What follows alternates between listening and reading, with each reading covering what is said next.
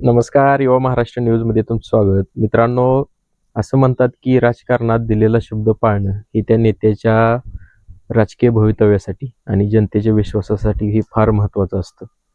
आणि असाच एक शब्द हा 2024 सालच्या विधानसभेच्या वेळेस प्रशांत परिचारकांना भारतीय जनता पक्षाकडून देण्यात आलेला होता. तो म्हणजे विधान परिषदेचा. आणि आताच एप्रिलमध्ये विधान परिषद निवडणूक लागण्याची शक्यता आहे आणि एकंदरीतच सोलापूर जिल्ह्यात भारतीय जनता पक्षाचं स्थानिक स्वराज्य संस्था मतदारसंघात एक हाती वर्चस्व आहे.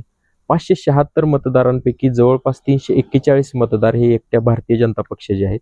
त्यामुळं फक्त भारतीय जनता पक्षाने नाव घोषित करायचं आहे आणि त्या उमेदवाराला विधान परिषदेची माळ ही गळ्यात पडणार आहे.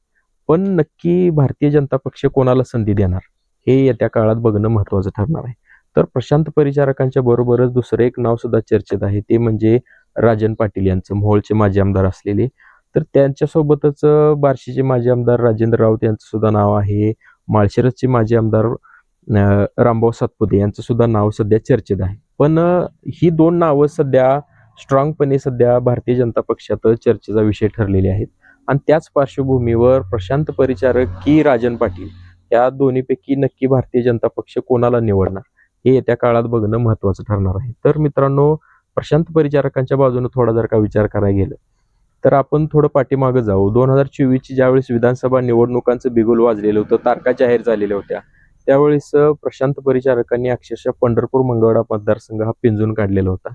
आणि पंढरपूर मंगळवेढा मतदारसंघात त्यांनी निवडणूक लढवावी अशी त्यांच्या कार्यकर्त्यांची मनोमन इच्छा होती. पण काही कारणास्तव भारतीय जनता पक्ष त्यांना थांबवण्यात यशस्वी ठरला. पण तत्कालीन परिस्थिती जर का बघितली तर लोकसभा निवडणुका होऊन जवळजवळ 6 महिने झालेले होते आणि त्या काळात महायुतीला महाविकास आघाडीने लोकसभेत अक्षरशः धूळ चारलेली होती.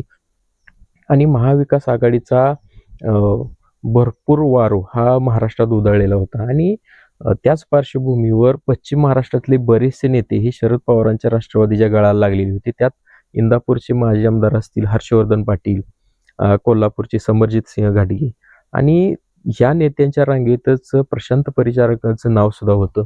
पण त्यांनी ऐनवेळी भारतीय जनता पक्षाच्या पक्षनिष्ठेला प्राधान्य देत ते त्यावेळेस थांबले होते आणि श्री समाधान आवताडे यांचं विधानसभेत काम केलेलं होतं. आणि त्याच पार्श्वभूमीवर आता भारतीय जनता पक्ष ज्यावेळेस विधान परिषदेची निवडणुकीच्या उमेदवारी देण्याची ज्यावेळेस वेळ येईल, परिचारकांच्या पक्षनिष्ठेला फळ देणार का हे सुद्धा बघणं महत्त्वाचं ठरणार आहे. थोडा आपण राजन पाटलांच्या बाजूने विचार करू. राजन पाटलांचं बाजून जर का विचार करायला गेलं, नगरपालिका निवडणुकांच्या अगोदर जे पालकमंत्री जयकुमार गोरेंनी ऑपरेशन लोटस सोलापूर जिल्ह्यात राबवलेलं होतं, त्यामध्ये माढ्याचे रणजितसिंह शिंदे असतील आणि मोहोळचे माजी आमदार राजन पाटील हे भारतीय जनता पक्षाच्या गळाला लागलेले होते. आणि 2024च्या विधानसभेचा अपवाद वगळता राजन पाटलांचं मोहोळ तालुक्यात एक हाती वर्चस्व आणि एकंदरीत राजकारणावर ही मजबूत पकड आहे. त्याच पार्श्वभूमीवर राजन पाटलांना ताकद देण्यासाठी भारतीय जनता पक्ष त्यांना विधान परिषदेची उमेदवारी देणार का, किंवा ते ज्यावेळेस भारतीय जनता पक्षात त्यांनी प्रवेश केला त्यावेळेस त्यांना विधान परिषदेच्या उमेदवारीची एकंदरीतच तशी ऑफर देण्यात आली होती का, राजकीय वर्तुळात याची सुद्धा सध्या चर्चा होताना दिसते आणि तशी त्यांच्या समर्थकांकडून सुद्धा मागणी होताना दिसत आहे. तर मित्रांनो, तुम्हाला काय वाटतं, प्रशांत परिचारकांच्या पक्षनिष्ठेला फळ मिळेल की ऐनवेळी राजन मालक पाटील यांनी हाती घेतलेलं कमळ हे त्यांच्या विधान परिषदेच्या निवडणुकीच्या विधान परिषदेच्या उमेदवारी भारतीय जनता पक्षाकडून मिळण्यासाठी ही त्यांना कामी येईल असं तुम्हाला वाटतं? हे आम्हाला या व्हिडिओच्या कमेंट बॉक्समध्ये सांगायला विसरू नका. व्हिडिओ आवडला असेल तर व्हिडिओला लाईक करा. आमच्या यूट्यूब चॅनलला सबस्क्राईब करायला विसरू नका. फेसबुक पेज आणि इंस्टाग्राम पेजला सुद्धा फॉलो करायला विसरू नका. थांबूया. धन्यवाद.